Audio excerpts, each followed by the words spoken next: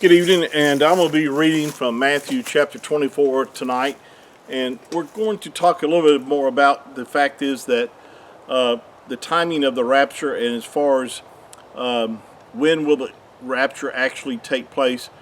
Now, no one knows the day or the hour. We know that we're very close. We know that because of the signs that we're seeing on the horizon, there's no really definite sign as far as what to look for as far as knowing when the rapture would take place. But there's signs that reveal the coming Daniel's 70th week, or the day of Jacob's trouble, or what some refer to as the tribulation period. There are a lot of signs indicating that we are on the verge of the tribulation. You know, the secular world celebrates Christmas on December 25th, and if you notice that now we're in the month of October, if you were to go to the mall, you would see there's Christmas decorations already up today, and people are anticipating Christmas time, buying gifts and so forth. But there's also another event that's going to always precedes Christmas, and that is Thanksgiving.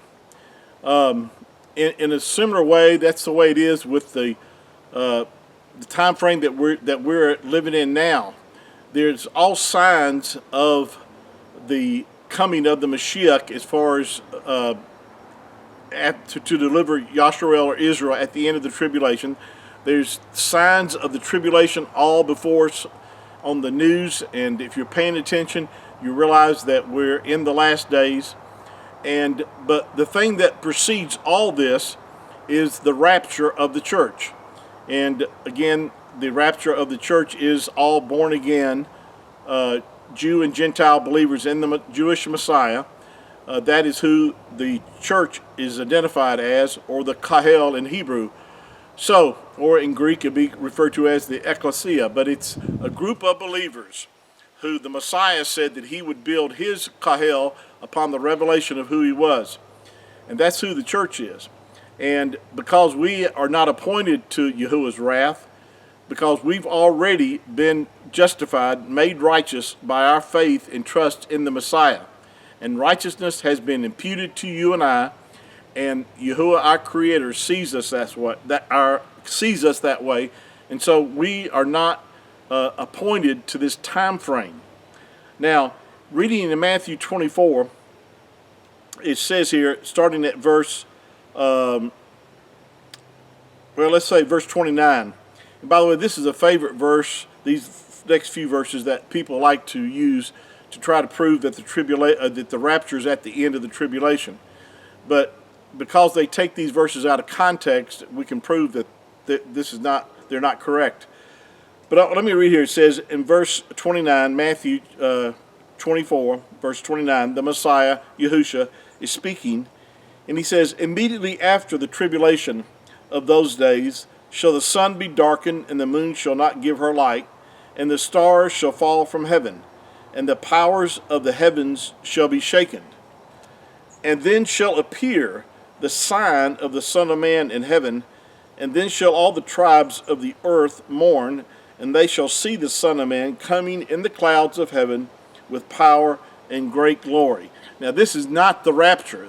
This is the second coming of the Mashiach, and he's coming for a different reason. At the rapture, he's coming to rescue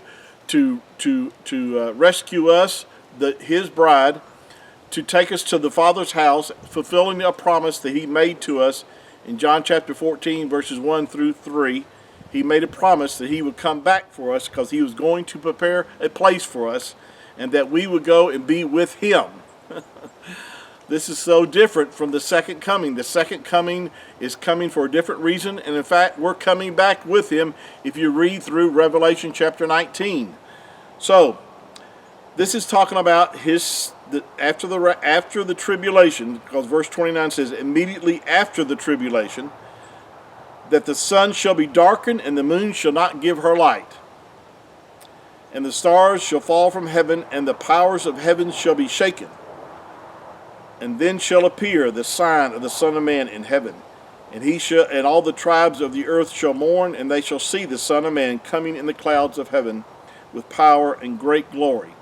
And he shall send his angels with a great sound of a trumpet, and they shall gather his elect from the four winds, from one end of heaven to the other. Now, a lot of people like to say that's talking about the church here, because we're described as the elect. No, Yasharel, the children of Israel, the Yahudim, are referred to as the elect of Yahuwah.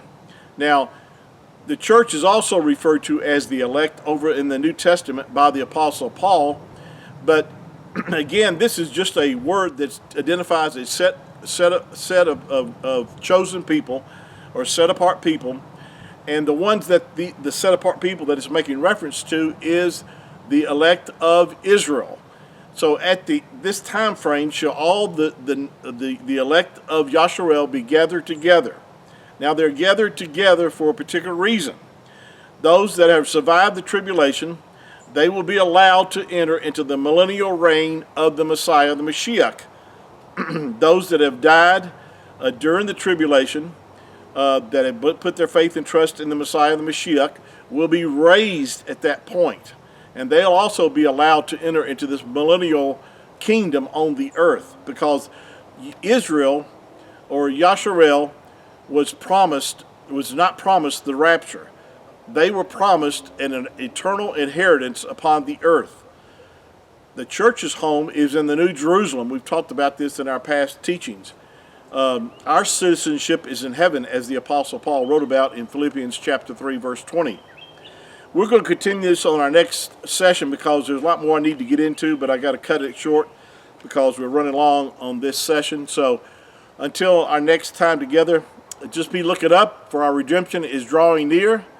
Until next time, Baruch haba Hashem Yahuwah, which is Hebrew for blessed is he who comes in the name of Yahuwah. Shalom.